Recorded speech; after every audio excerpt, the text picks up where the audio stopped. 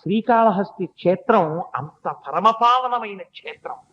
అక్కడ 63 మంది నాయనార్లు, శంకరాచార్య స్వామి వారు ప్రతిష్ఠించినటువంటి గొప్ప స్ఫటికలింగం, చండీశ్వరుడు, ధర్మరాజ ప్రతిష్ఠిత లింగం, యమధర్మరాజ ప్రతిష్ఠిత లింగం, చిత్రగుప్త ప్రతిష్ఠిత లింగం, మార్కండేయ ప్రతిష్ఠిత లింగం, ఎన్ని శివలింగాలు!